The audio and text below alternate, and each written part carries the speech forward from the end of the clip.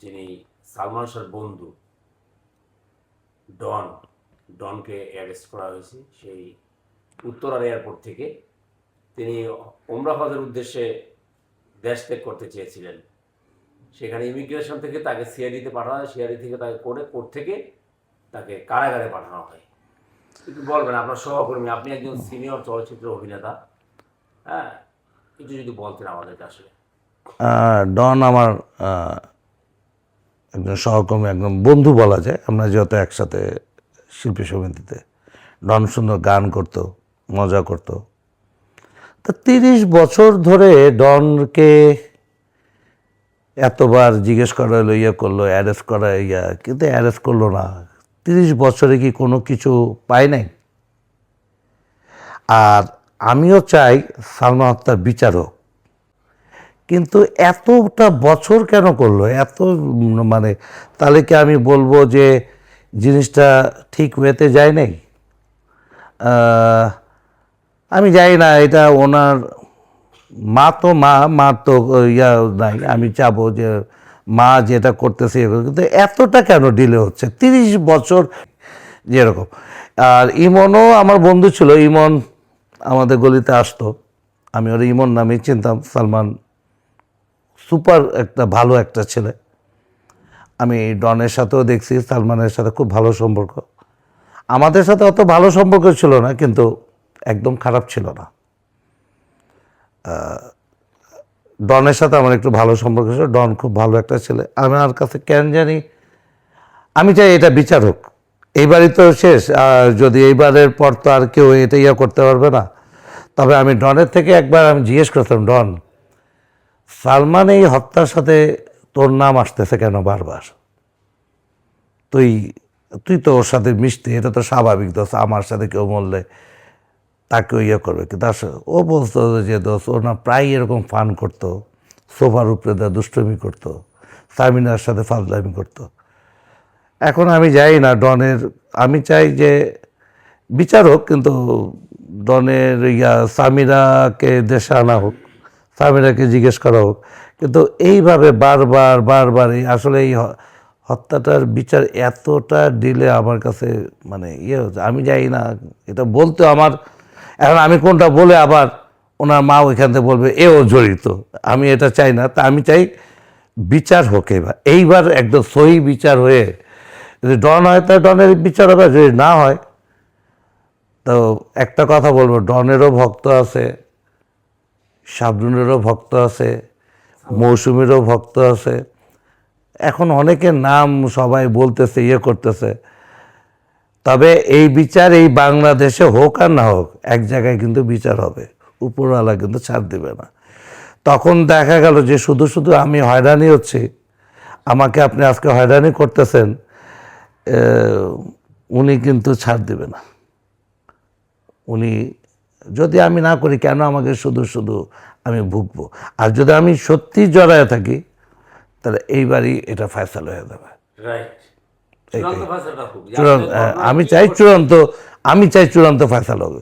সালমানের অনেক ভক্ত, অনেকে, আমি চাবো যে একদম ওপেন, মানে একদম ওপেন বিচার হোক, যদি কারো হাতে হয়ে থাকে।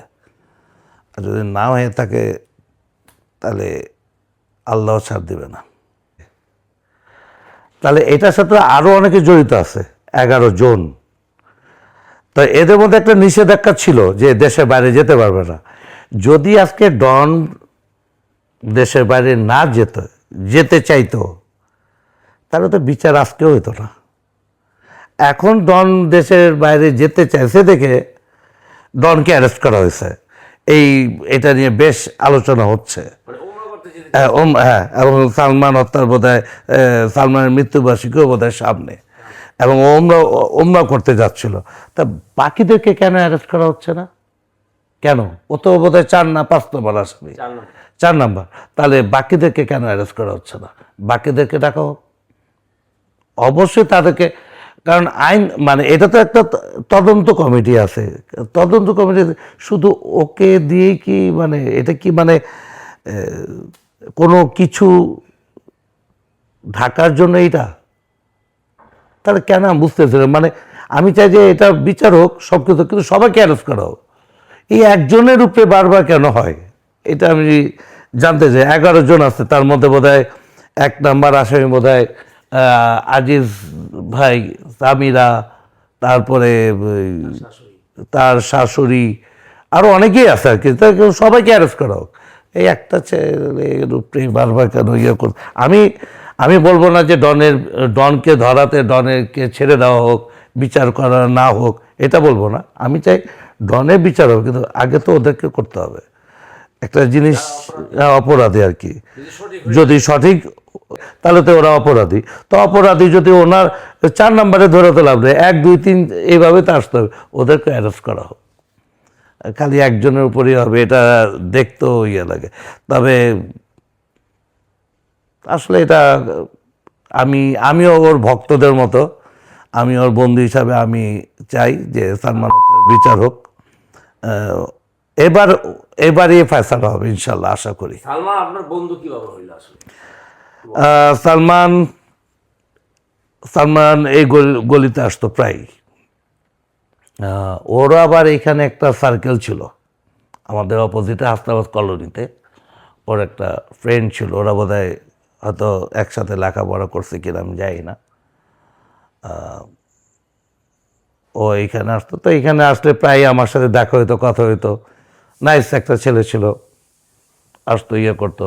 অনেক সময় ভালো ফ্রেন্ডশিপ হওয়ার পরে অনেক সময় বলতো যে আমার ভাই বোন সবাই বাইরে থাকে, তো যখন ওরা কোনো কাপড় যদি ওর পছন্দ হইতো, তো ভাই এইটার পরে একটু শুটিং করে আসি, না আবার সুন্দর মতো দিয়ে যেত, ইয়ে করতো। আমার ভালো লাগতো ওর আচার আচরণ, আমরা সবই মানে ভালো লাগতো। ডনও এরকম আসতো, ওর সাথে একই গাড়িতে চলতো ফিরতো, ভালো। ওনার সাথে আসতো। হ্যাঁ, আমি ডনকে ওর মাধ্যমে না চিনলেও কিন্তু বেশিরভাগই আমি ওর সাথে দেখছি।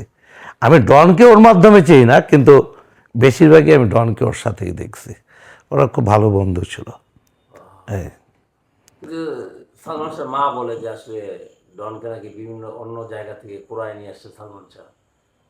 বন্ধু ছিল, এটা তাদের আচরণটা কেমন দেখতেন আসলে? খুবই ভালো। আমি এক জায়গায় শুনছি যে কাজের ছেলের মতো ডনের সাথে ট্রিট করতো না। এটা ইম্পসিবল। একটা ছেলে ইংলিশে কথা বলে, একটা ছেলে শিক্ষিত, একটা ছেলে ডন।